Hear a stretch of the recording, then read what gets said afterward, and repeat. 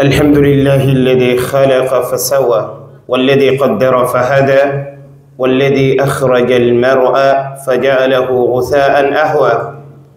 وأشهد أن لا إله إلا الله وحده لا شريك له وأشهد أن محمدا عبده ورسوله اللهم صل عليه وعلى آله وصحبه ومن تمسك بهديه إلى يوم الدين أما بعد السلام عليكم ورحمة الله وبركاته ودي الله تيغانا الله كوفانا الله ماما نا الله نياغا سبحانه أغنو نيانا كومي فبني الله تيغانا نيما نمبرنا إغا سبرني جاربي يمبره وصلي فارن كما دي صحابني أدي دنكوني أدي سيري وسيري يا خديا موندي كوتا الله تعالى غني ندغا سكفا النبي جماع يوم القيامة ولي الله نياغا سبحانه أغا كابي بيت من بيوت الله وفي الله كان سبحانه وأن المساجد لله التي مسيرني كنيي ولي الله نياغا سبحانه إكن نغنى حميغا سلامي سوا جماكي خوتاغا سلامي سوا ليغيغا سلامي سوا جاربي يغا سلامي سو كما الله يخلانا نقطانا آيات ولا ودانا ودي خليفة الله غنو دا حمي ngurugindini الله غنو بغنو قنيانا ودا دانا وتنتو بيني واتنجدي ليغاقدي لسما الله غنو جاري واترونو ديا نيا جنوبو يمبي وكرا فروفو بيني غنو دي دارو لنكو غاقدي باتنغا خمبينو غاتوغنغني فرو إدو سامايا وندي مي باتنغي الله غهننيا الله تعالى غنيمبني مغا الله غن فردوس الأعلى الله غن كنيانا ودي سبتيرا يا رب العالمين اللهكم نوادي بنكم إبه غنا مسيدة كفاي قيا غنا فمسيدة كسوفاغ فغوا كم منده ورول سوفاغ نيا أسوسونين الحمد لله أسو سلامي كده كوي ننتيب dalilu nyano yimbe gede sigindi du kama nanto hajunge miside nga oga sagana sonin kan kannen kongo oga juma sallinano ho oga khutubani ndeberini oga wajundun ndeberini alhamdulillah alla kampage fogu nganniyen ni keyay oga katirini alla butuka keno nga kengurani gellinenki be suna nganni hore siti natimande qarage menye medo sun khason naga banun sallengana nyana akhutuban nanyayre sonin kan kannenga bi idnillahi ta'ala allakum kunyi ndenya ni fana katin wadibunko gelli khage do gomni gemmalle ma rube tare ga waqti ni nyawara oyetunanti kore gume sugayre ante taagunu kundunga golle nyana maga qad sugule do batenga qare ga gollunga do batenga قالوا سمند النبي عليه الصلاة والسلام صحابني إجاني مدرونو مغبي إجام مكوني ينقندني مغبي النبي صلى الله عليه وسلم مكي قدم ينقنا النبي عليه أفضل الصلاة وأتم التسليم أتدل نيانيا يغاند تيمغا إيغانا النبي ريخو جدن كون كما بالي تباني أغنا فوفو ستريني inati fosun to maga kake magantanya ji ya rasulullah annabi khoji alayhi salam nyagamenti maga ilani wurusiki ilani bito sikki tembendini mey yimbente kumini annabi ka bal qasu sikki ala yirni yimbente jongina annabi ka fonti maga gaygana rasulullah alayhi salam tan annabi lay bito sikki sumini agame yigande kita anti sumun kutto mi ganati yigande yego kite النبي نايجي عليه الصلاة والسلام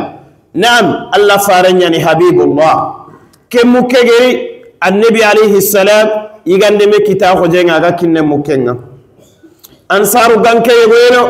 اتيكينغ مكيكي يانقندني يا رسول الله يغاند بيغا ما انت ايكورند مكمبكا اديكي يقينا لومونو نيني خنكندي كودو مكنا كوتي يغنا غفكا يغاند بيغا يغنا يدو مكي igande kentadi yaqinde mukembaka itina lampankeri na hurankeri mukenna magati igande bega hollen no النبي مكنيان عليه السلام أغنياني أخوة إيمانية أغاغوني كندو يا دار السلام أغاغو نتدو كلن كي غالي نمبوغو تيمي نامي ليبو نامي حيبا نمبوغو نامي جيكم قصو نا أغني رخوتا أغني ليغيه أغني بروبلم أنت هنن أنت فايني magana kara kota be annari sigina anti maron pay tempay ntere kem munafiqin ngagawo nere ukhuwa imaniya nya igani birane kebe kamma annabi de sahabani kemuke idi kitelle igande ganani igene dullenge yagaranga amege dullenge kinenga me igande begi maganti de mukembaka ine manne de berini ine khuranya kerni igana khuran keri dimma be igana igene ina igande ke yonto katti mukenga igana ikitunduru nyallono kholle iga duro segendini igila keke tagamuna koina ntifa igere nani logom bani ma iga baki igande no gore to mukemma ma ga khollen kosini Allah ta'ala ma tukum pay Allah da fin kongen ko annabi alayhi salam hadithen ye bukhari nan talla kawafi kay godi yakngere kebe de ber Allah yampi maga الله ده قرآن ينقندي ويؤثرون على أنفسهم ولو كان بهم خصاصة قر مسكينة غناني كرنيا إن أغنيا دفنا إذا إثار دبرني قد كنيا دبروي قد سمان دي كنيا قد غقولو غرادوي قد غواتني غرادوي أغميجي انتيجيني قد غيغان دلو متغكاني غني كينوي كنيا دو سمان دو غير مككدا كخباريكو ore Allah nyaga subhana Allah bege yampa ke mukedi yakemaga nuwadibun ko Allah ga nyampa oda khasumaga odo garam mo sugayere khrise sugayere wuyin kara o fabani oda khasusu kunyi odwa gada odwa umuri gada group tawhidu ko fonyim manku o faba samba jaguraga al akh ado mamma mami teru tarawre ado sire suga ko fokeno honga ore Allah nyago da khasudanga kagede sigira be faga kagede basu be deberi ado sire sugere basen deberi na lakinoyi andenya anyi meyada alla ganira gana odanda nanya bogno qoda sudanga yawm alqiyama Allah ta'ala njommenga subhanahu wa ta'ala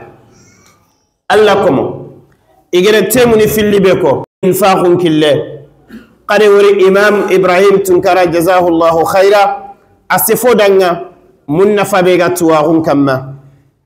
نعم نفاني بيغاي النبي غرفو بني عليه السلام اسفودانغا كينغا كينياني علي بن ابي طالب دوكاتي او ستوا غودانغا نفا اغناتي توانا نيانانغا انغي نيغاليني قري توانا غفتانغا اكاتيني توانا نيا كاتي فوتو انغي نيغاليني تان سوندومي ميم غار توانا غفتانغا تاو ستوا مبلا غودانغا بكوندي اغناتي كاتينتي فوتو karagana nyangante fota dikanga ya naam tawo sekenda nga bekunne tuwagun nafa angana khara biro sunne kongwa angundon nangundo nyange me khara gundon tangam paba ma ange me khara gundon tanga wallah kibare la yankita ante mulla duna sire sunan bega khara nange me khara fokan nan daga mo ko tuwana yogada ke andangindin kina na ngawuri nan qawa manne de berni kentuwana bogandan kina na kangundo agannan gankara amenyi bakka khala e wajibi nyana bakkaya problem yogo yan kamma bainaka wa bain Allah anta mulla yumkin sunatu nange me khara désolé anda bakkaya kagere yugo be khibare mugu nan tade tanke be soron ke bikeri magari ni keme sere kira ganya mullin tubi manne ndara ke gundo bangan ame khara agan khara gannetu ngana tubi kati Allah Allah ni hinnana yampana ami tellingo ko yonkinte tanara ay meni tubi ni katalla nagame khara gundon tanga angame khara gundon tanga ubanna Allah botu kemme kemmu kam ma khumen Allah nan lagate wajibi nyanda bakka wajib alani ankina faykake defo go fayanga lebu yogo yanga tuwano kuyetu parce que ande gam gundon ko ngida ande gam mo ko nan taranga rakille anyu go nyimmen tegala naam anga mulla an gundon sunan to ganyi me khalle bainaka wa bain Allah khara kangi me khara gundon tanga naam angana khara anan nafa oto nyani ummatu iqra ay fono be ga yan ko qur'ane qarangen ngayen nanta nabi alayhi salam iqra annabi qara otoñani ummatu iqra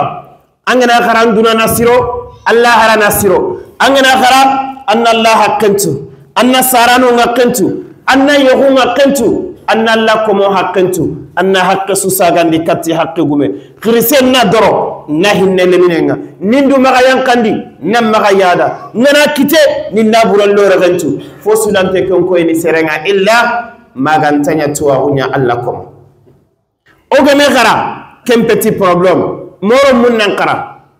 itina allah ganne remme bakanga gam posanga ma ange manke no kube allah mengara kamma tayo gondo manyana nga tafsiru ma faransi mamani yogo ntingana kayitinde bikin kinagai papa ni mpaita gono mani faita gonere nanti ma namula nake kayiti kinanga ado biki anna utu gelli amtugunne nalla wara lenki anna safandal lemenda ma erer ni beni gedan kita alle me khumba magarano ko man nimisi be gedan kita kumba magarano ko baba daru kebe gedan kita gan nimisi asafa kayti nga salonga annoro mukri la fay may ko nganda lemme menyi nga dunga xaranga ngandi nimisi ngalenki baba e ko nganda menyi dungene golle menyi dungene mesindege lemme paya monenda to xenyi ngalenki lemme magaro ke kummeno lemme woguyere lemme daga doke iyogoni lante wunu ti yogoni ya kanji nyane kaytin qawondini telma toxe begiya kagere kengore kagere tu kamaga garum mungarati imya kadi waraynan qara saketi alla de nema nya khadanga kabeni ga nwadi buta nga ire kundu nema nga khamaga to yenta ka kamera alhamdulillah alla di mule ngara da khabatta alhamdulillah qarange nyir wante nyane khamaga alhamdulillah kite nga khamaga khara gana ni seganti beda angana yile ne fangel la kala wanyara ate nyiren kitta me kesu nema nyani min ni'amillahi azza wajal alla gede nya khadanga kada alla ku fati nema ni kwa qahinne garu mu khani garangundi iyan katti monen bakoy iyan katti tore bakoy ona mulla khumbene dingira sugana yere dogo toron kani ona soni kallemme yo ga huragano nga ona mulla dingira sugaye police kani soni kallemme yo gonye ago magano nga aéroport no soni kallemme yo gonya ga gollino magano nga noqusu o hajunge misidunga ma mpaba o hakunya na kakam magano harangundi يقول مرني كتي عمر بن الخطاب رضي الله عنه وأرضى أتي عمر نسفير مندا لم من قتن تنيان تندرونو عمر رمن كريد أتم بابا تنن سفندا قتن تنيان أنت سفمكو أتي عمر كتي رمن قاها كنتي ساران كم مجن أتي نعم أتي كو بابا يتاغنا نمو أتانا يغارين سير سوغاندي كيبه غانيانا ما غان كتارو ممرانا أنا تغسر اللي أنا رمن قرانون الله دينا أتي عمر ماني يمبي بطانا نجيك كسيرن تنبابا داكا كنيا ماني كنيا أتي عمر مبابا غير توبيرينا نغرم بنيان أتي عمر مبابا مغرا أمين لو غرانين هو اتيغل لمن ندير غرا نقونا غرا مغن تيرم من مغرا فابن تكلم من قرا يفوتو غرا مغن تاري فابن نالي gelage gara ina teste jamanga ina urebaga atametal lemmen kara atil lemmen kara nguntenyan atal lemmen nan nabi nyimbane to ko namu kay ture mende manne ko ti firawuna faben qadi sallallahu alaihi wasallam ade kitula gasum daga kara anke nyimente to firawuna gen kebe na baba min kara ngundi baba min fokoyinga atani mande khatan ko bande kinan lemmenga sara ganya na khatante allakum wala kayani oloro mullo kharange nyane monen bakka serenga ayane katagana kabe tonte gantawre kharam bela gunne kanya karna kandi tontonga sikki allakum fillandi begano nanti nafagande mun nafa begaye mana begaye silama gunnogo ogan qawana kebe deberi afana alla kufe nyani nafagande kono no ngayre bannangen milliardaire ngen nema ngama nantage sere suntononga kitebe gam maganda geri angana ni khari khayam papa magam papa de nyire adameri kenyani yogo dum telle katti tuwana yogo ati hammi nyaninga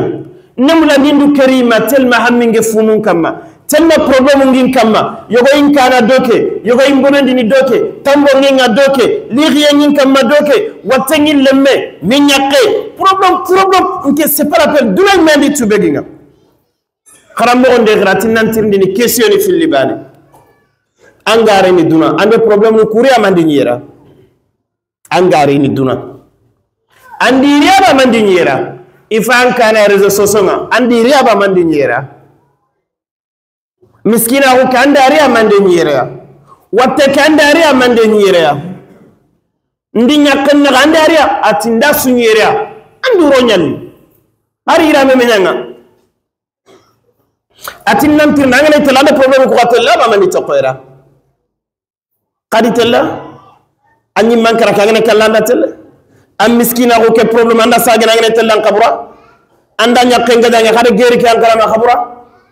alle men problem nagatirni billahi alaykum andi lena mani tokoire atindi nyere ni tokoira ma du sugula duna don kibare nya sebirana nan dunga talla kite khalas wala alla re nema nyakina nga alli falle duna are nema khalifanga anna la kufati nema kay kenyani infaqum pananina alla kufa alla ngire nema be nyinda nga naro kille be gallinganda afillandi khaytu kotasu annabi yande ko alayhi salam hadisi labante sere suga yalla ni malaika mi fille khaynanga yillan karasu irnan polla kan kon ko ga duanga bane nan langana anga khalawo anta khala kenge nyana yillan karasu sere suga yetele katanga bane ngana ratini manne allahumma allah ndanyaga sere suagi na bure fo bakke aga nafa kananke allah kille allah nganne bereke rona na bure allah nganne fo saga na batte allah nganne suturni kiteyen kamma ko tasu malaika nenge ke duange kongo sobasu yonkinte suda fillandin nati allah sere suagi na bure lagana aga khutungena khulute aga ntero nanke allah kille allah nganne bereke bakana bure allah nganne halaki yenjo fandine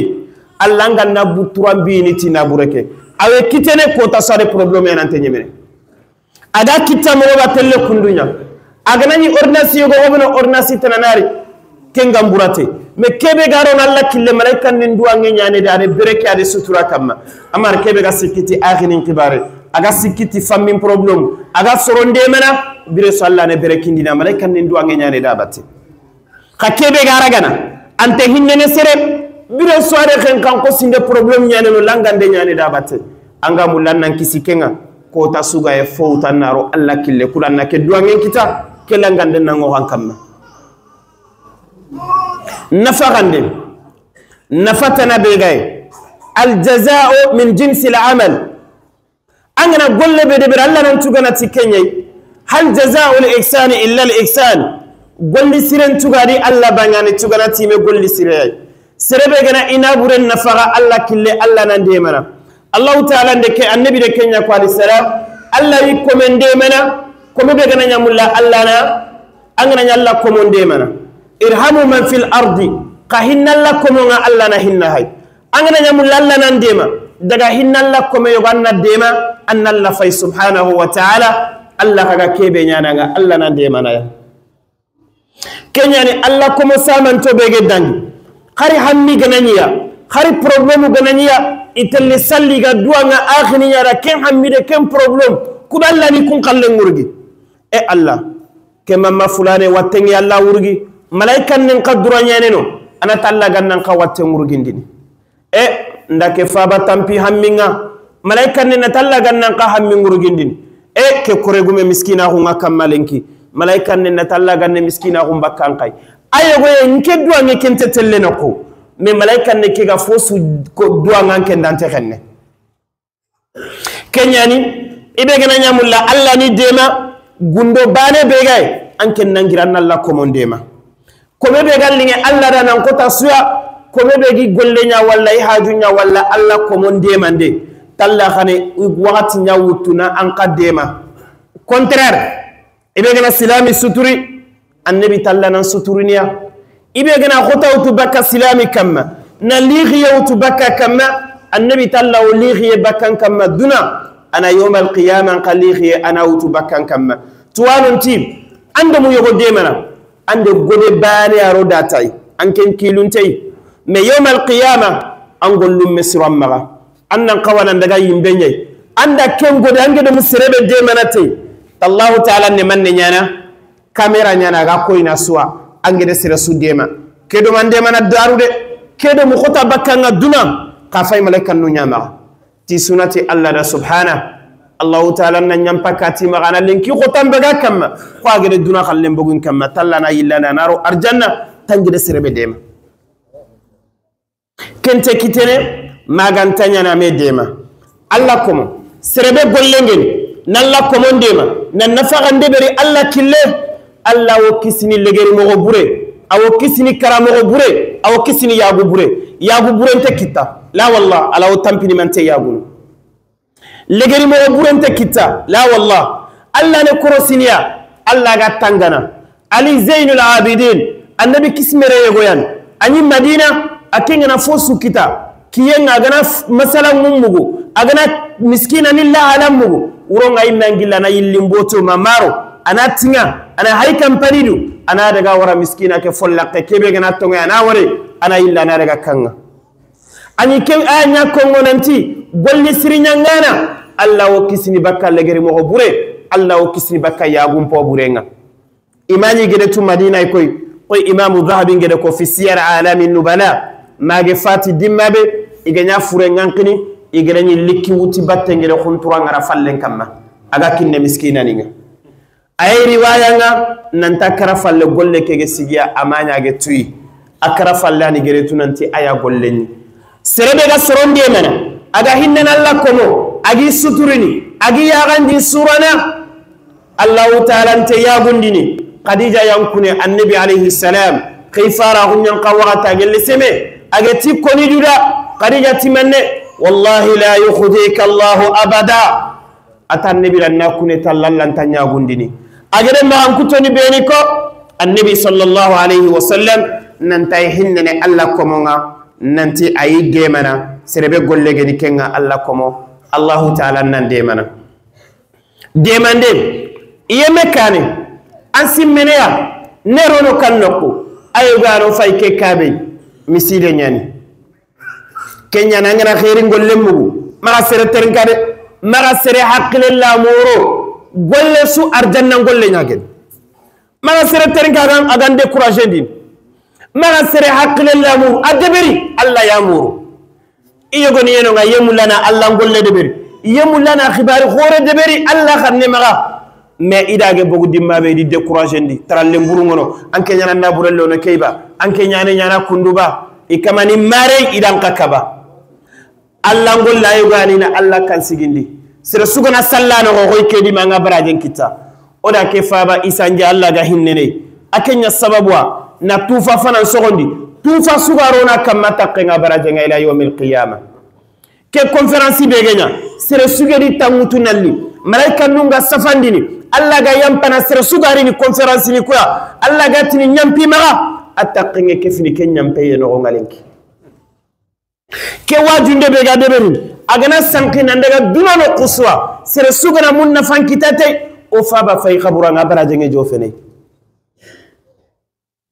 me agande golle ke wala atakke meni kitene kenya ni khairin golle ngana agana ni mo be talwaro ronga sahaba nim perento nyanya khairin golle ngana rin tadugundindini ntis o hudi gajange ngi kongni yogo ni no Hanzala kimbire anyima nyun konta di yakke igeti uhudi gajanga me takita nandaga janaba wanki telma presallan kibare namma wati wutu namma hakle lamuru nga korni nga bantene awrun tenyandaga aboguda annabi alayhi salam agere gayde ken na to ame janaba nga kame takita ga janaba wanki annabi alayhi salam are malaika nenya wori malaika nunga me firni ga gajanga do Hanzala fure nantina janaba nga agere kentare yakantirni ati ya Rasulullah hanzala aga bakka me takita nantin nan daga janaba wanki kenta no ona shetare ma nan ne tanare aboga daga kara wa hakada illo goni jihadum bara itina nabi alayhi salam ona arjanna ne kammo kutemeru be fanki tengata ire temeru sedi bakaru ro kafir ni no ide kere ikunna ganya na arjanna ina timenya sumbuno igana khalsi kitata saringa telle Allah kutate ndiguna ro no kunga arjanna kitate ndiguna fay aganya mindanga sadaqa min sadaqatil jariya sadaqa benga kitan karafalle kanje karata nse kontagaye karagana kallenga tan se kontaga nabureke kammaw kaymarantallo monya se kompaya kammaketa misari kenganyana infaqun deberi fi sabilillah Allah kome sahaba ni bege dangi Abubakar de Umar igana kumeni ko koy miside ke gaya ngé projet nga ahadunge karonga ahadunge gollen kutenga Abubakar de Umar annabi alayhi salam agere gango ndeberi kade nafaga ndeberi kana kuromperani silama hu kanne maga Umaru ti kota sun ke gana nyamulla na nafaga ndeberi nenyini kaygo gerin saman kamero Abubakar samana kallenki minge da Abubakar sama Umar de manne deberi adina buren su kofme ade tagandi fillo ade tagandi tori korem maga atinge tagandi sukini fi sabilillah lenki mingere ka Abubakar sama igera nabi alayhi salam ati Umar ande manne melli atindi naburen tagandi fillo ne tagandi tori korem maga ne tagandi susere fi sabilillah Abubakar ande manne melli atan nabi me foto kanganda suwalle fi sabilillah atande manne tori maga ndalla tohima gaygana kon alla alla ni arjegena wa man yattaqillaha yaj'al lahu makhraja wa yarzuquhu min haythu la yahtasib angana kon alla na ngarjegena annabi de kenya ko komen ni jikella alla kamma annan kon alla be garan taga kota sunte dangina anga arjegebe kitamage kina arjegende wi ne dam batenya alla nte urniya la naam arrizqu maqsum wa su'u dhanni la yanfa arjegen tagan min tenyani simme bure nyaran kamma wa illa kota banga kebe kita kenyani hada mare mebege kari nan konallai kenyani bannanga kasrebe natanga e biro su miskina nyana har miliyar nyaga na nyajibanga Abubakar dina bure suri annabi alayhi salam ati konkati geden ko bono nakina silamini biro ruma Usmani girare bagandi inde kenya konti banna kan katimone mbaka silamini kare minne banna bani alini kemisire gara debi mutaga gemme haqqe be nasigi silama khusnat eske daru gundangi dakunya ni Madina konga jini ngani yahudi nya ma Madina annabi ti alayhi salam kon kati mun mbaka silamini nga annake gina ko banna kina silamini nga na arjanna laydul laganda Usman ti ana ya rasulullah ga gemme haqqes ada ko bare kina silamini kharqu min biru ruma fi Madina jaysul usra tabuku gadanya hoto annabi alayhi salam ati kon kati tabuku kuramperandiri na arjanna laydul laga Usman ti ana ya rasulullah ngesikite abani sigita sikonta kandengani na ali nyogo mendi fe annabi ti alayhi salam ma darra ma fa'ala Usman ba'da al-yawm lenki dangi falle Usman golli mo be gallinga Allah tantirindini pourquoi ande kede be rokumbene Allah tantirindini yawm al-qiyamah Usman man nangere kede be tora suntan kamal la jomme ide togo nyaba islam agunga me bannani nyaga islamin banna Allah ni ne manyenganda ani na buren kinanga nanyile islam nanyilla an panya na sangin dallan kute la ilaha illa Allah ibu nandangi darwa lan tanala albirra hatta tunfiqu mimma tuhibbun Abu Talha annabi alayhi salam Allah sayujara biniyaba ati khantar janna kita magana kebe nafaqa kebe gallinga khaymera ata annabi alayhi salam ngirem tay kenninga bayruha ay fare misiden no ngaren ki gede kenen no nyay taguman tenyani annabi ni tella jimmini atinke kitaye sunikay ayani mbannampo mbire nyekono min payka Allah to kuntar janna kita ogbe fonna faqa kebe gallingoda kayal linginda annabi annanya seda ndekini fi sabilillah kundangi daru kunduya ala timellemme aha jungi temeri tinge bega kutini annabi get kon katirni garanti mutu na ke ala time ganne wasa Abu Dada akande etage de jardin komo tummi temeri tinge gay ati ana ya rasulullah ani korembaga don daga luwa ngande gaga Allah har romunga bakka temeru dungunu be geni ijunta nati khadi sedi ntemulla khade temeru khar qottena mbugunda sugaga Allah nde kinalla ikunde keyatu nafakhande mana be gaye Allah yande kininga sari Allah ga nema kere gininga wala Allah komo sahaba ni bege dangi ikunyi kala hala yayi wala o hajunne miside kenan timme o suna timmandi ibe gan katirono tikebe annallo yagarun dangi darware khadija dina buren sunna faga fi sabilillah do annabi battaga kala ko tabe gode bane min khadija kontunga